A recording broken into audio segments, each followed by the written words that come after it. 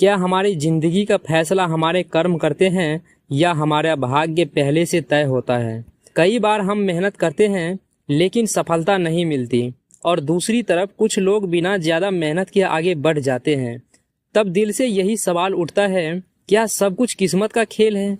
आज के इस वीडियो में हम इस गहरे और दिलचस्प सवाल का जवाब ढूंढने की कोशिश करेंगे। हम जानेंगे कि हमारे कर्म और भाग्य का रिश्ता क्या है और कौन हमारे भविष्य की दिशा तय करता है।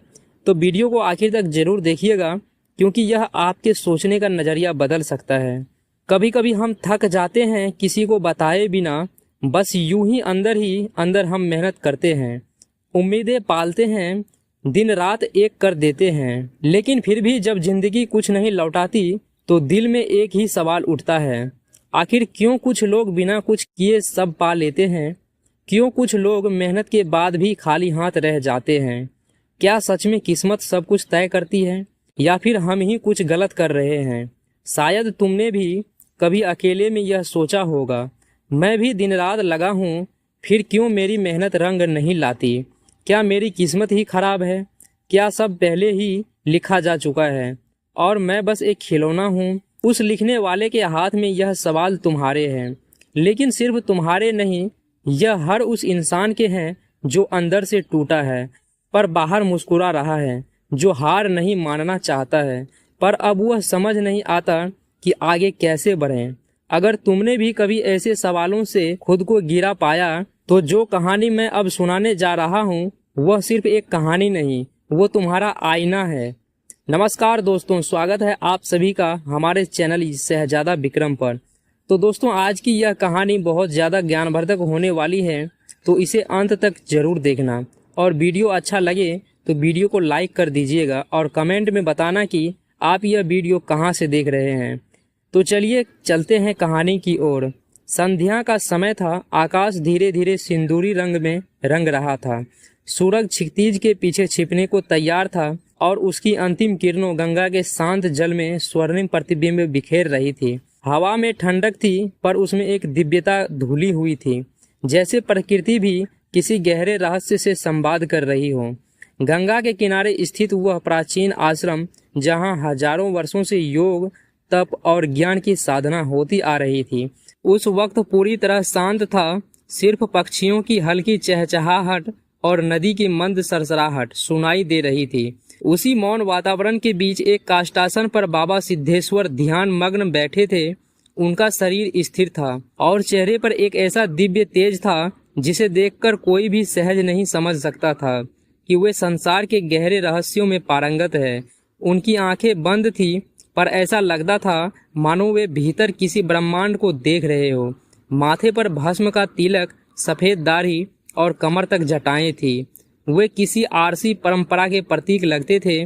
समय जैसे उसके पास रुक सा गया था। उसी समय वहां आया एक युवा शिष्य अर्जुन। उसकी चाल में उत्सुकता थी लेकिन आंखों में गहरी चिंता।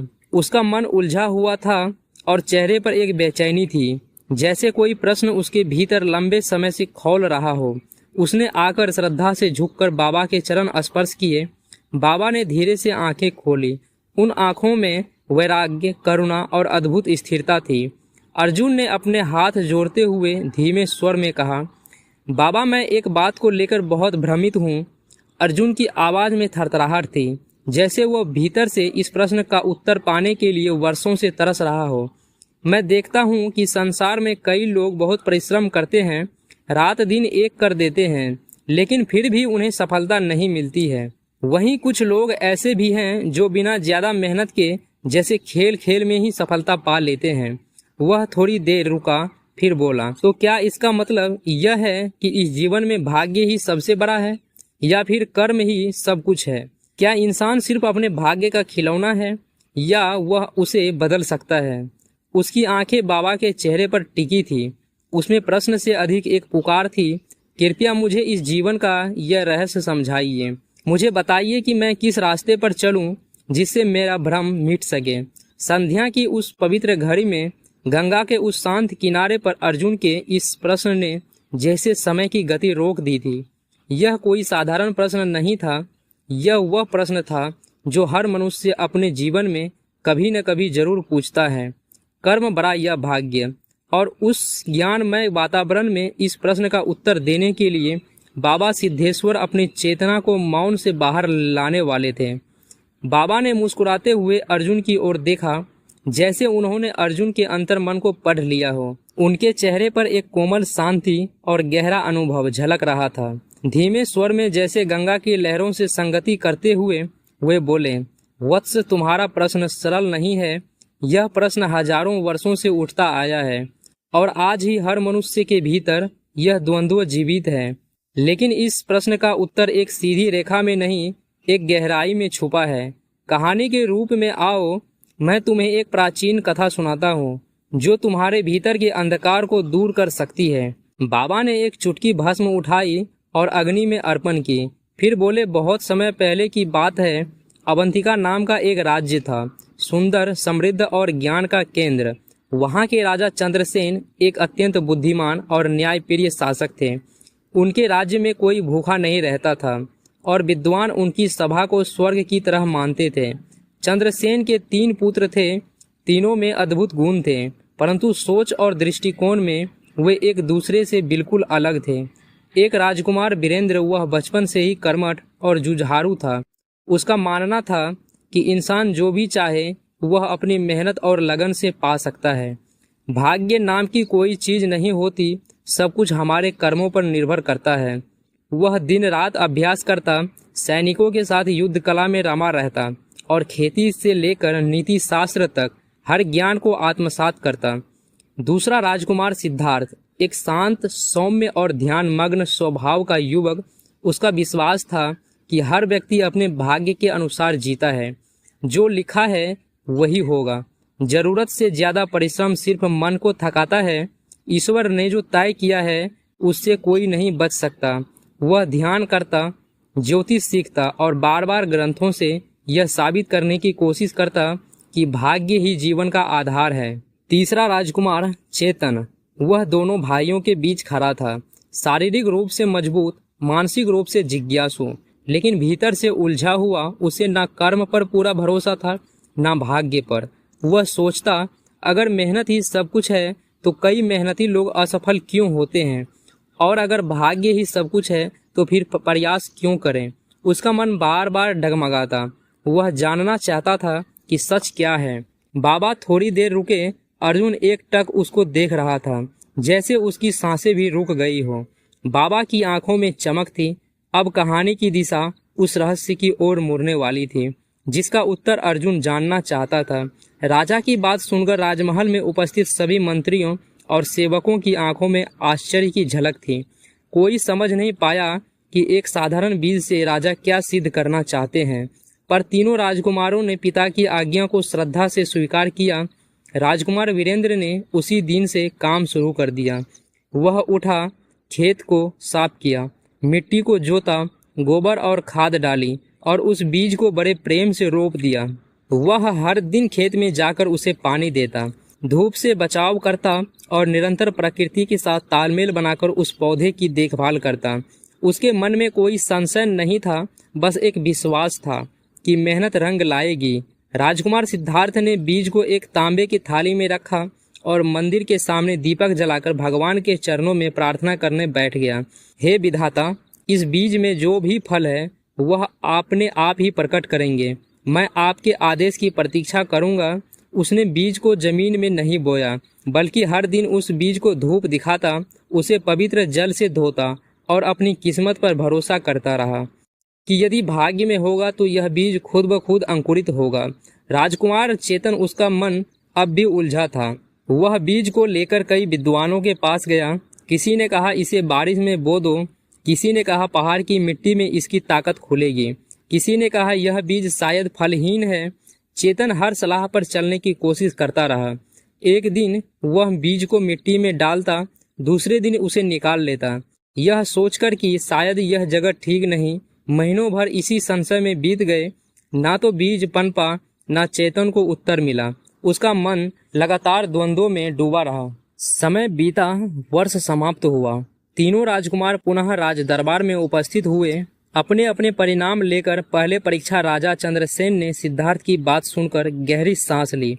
उनके मुख पर कोई क्रोध नहीं था, लेकिन उनकी आंखों में एक ऐसी शांति थी जो भीतर गहरी समझ छिपाई हुई थी। उन्होंने कुछ पल मौन रहकर सिद्धार्थ को देखा, फिर धीरे से बोले, वत्स, तुम्हारा उत्तर तुम्हारे विश्वास को दर्शाता है, पर उसी विश्वास ने तुम्हें निष्क्रिय बना दिया। भाग्य पर विश्वास करना बुरा नहीं है, लेकिन भाग्य पर निर्भर होकर बैठ जाना जैसे तुमने किया, वो एक तरह की आत्मसमर्पण की मृत्यु है। राजा अपनी सिंहासन पर से उठे और सभा के बीच चलते हुए बोले, सिद्धार्थ, यह बीज तुम्हारी जिम्मेदारी थी। ब्रह्मांड ने तुम्हें एक अवसर दिया, एक संभावना सौंपी, और तुमने उसे अपनी हथेली पर रखकर देखा कि शायद यह चमत्कार से अंकुरित हो जाएगा। लेकिन क्या बीज केवल भाग्य से उगता है? नहीं, बीज को चाहिए मिट्टी, पानी, धूप और सबसे बड़ी बात, प्रयास। राजा ने सभा की ओर ऊंचे स्वर में कहा, जो मनुष्य केवल भाग्य की प्रतीक्षा करता है वह उस किसान की तरह है जो खेत में बीज डाले बिना फसल काटने का सपना देखता है। सिद्धार्थ ने सिर झुका लिया। उसकी आंखों में ग्लानि थी, पर साथ ही एक बूंद समझदारी भी चमकने लगी थी। शायद यह हार नहीं, उसकी शिक्षा की शुरुआत थी। दूसरी परीक्षा। राजा चंद्रसेन ने वीरेंद्र की ओर देखा और उनके चेहरे पर गर्व की मुस्कान फैल गई। उन्होंने उसकी आंखों में झांका। वहां आत्मविश्वास था, संतुलन था, और सबसे अहम बात, वहां कोई घमंड नहीं था। राजा ने सभा में खड़े होकर कहा, देखो, यह है सच्चे कर्मयोगी की पहचान।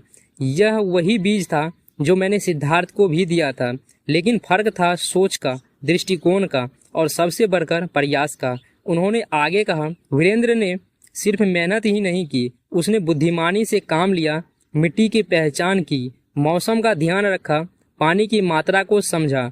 उसने आंख बंद करके काम नहीं किया, बल्कि जागरूक होकर किया।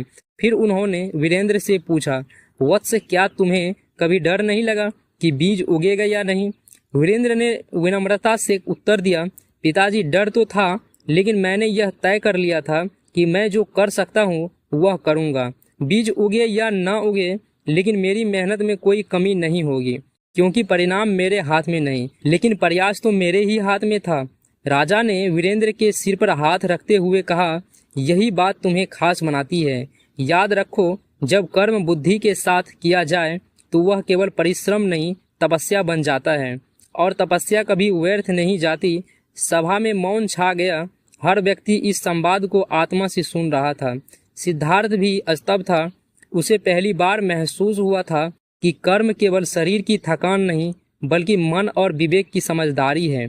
तीसरा परीक्षा, कर्म और भाग्य का संतुलन। राजकुमार चेतन संशय में था कि केवल भाग्य से सफलता मिलेगी या कर्म से। उसने बीज तो बोया, लेकिन जब वर्षा नहीं हुई तो उसने भाग्य को कोसना शुरू कर दिया था। फिर उसने सोचा, अगर मैं इंतजार करता रहा तो यह बीज कभी भी नहीं उगेगा। मुझे कुछ करना होगा।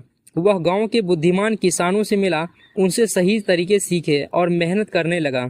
लेकिन एक दिन अचानक तेज तूफान आया और पौधे टूटने लगे। वह घबरा गया और सोचने लगा, क्या सच में भाग्य ही सब कुछ है? लेकिन फिर उसने हिम्मत नहीं हारी। उसने टूटे हुए पौधों को फिर से ठीक किया, नई फसल उगाई और इस बार सफलता पाई। जब राजा ने पूछा तो उसने उत्तर दिया, पिताजी, मैंने जाना कि भाग्य सिर्फ संभावनाएं देता है, लेकिन सफलता तभी मिलती है जब हम सही कर्म करते हैं। राजा मुस्कुराए और बोले, सही कहा, यही जीवन का सबसे बड़ा सत्य है। बाबा की शिक्षा कर्म और भाग्य का रहस्य। बाबा ने अर्जुन की ओर देखा और बोले, वत्स, अगर केवल भाग्य से सफलता मिलती तो मेहनत करने की कोई जरूरत नहीं होती। अगर केवल कर्म ही सब कुछ होता तो हर परिश्रमी व्यक्ति सफल होता। लेकिन जीवन में इन दोनों का संतुलन आवश्यक है। एक भाग्य अवसर देता है और दूसरा कर्म उन अवसरों का सही उपयोग करता है। अगर भाग्य ही सब कुछ होता तो जंगल में पड़े बीज बिना किसी देखभाल के बड़े वृक्ष बन जाते, लेकिन ऐसा नहीं होता। जिस बीज को सही पोषण मिलता है वही फल देता है। इसी तरह यदि कोई व्यक्ति सिर्फ भाग्य के भरोसे बैठा रहेगा तो वह कभी सफल नहीं होगा, लेकिन अगर वह अपने कर्मों पर ध्यान देगा तो वह अपनी तकदीर खुद लिख सकता है। अर्जुन की आंखों में अब चमक आ गई थी। उसने बाबा के चरणों में सिर झुकाया और बोला, बाबा, आज मेरी सारी शंकाएं दूर हो गई। अब मैं जान गया हूँ कि भाग्य अवसर देता है, लेकिन सफलता के लिए सही कर्म करना जरूरी है। बाबा ने मुस्कुराकर कहा, याद रखना वत्स, भाग्य सिर्फ बीज देता है, लेकिन उसे फल में बदलना तुम्हारे कर्मों पर निर्भर करता है। अगर आप लोगों को यह कहानी अच्छा लगा हो तो चैनल को सब्सक्राइब कर लीजिएगा।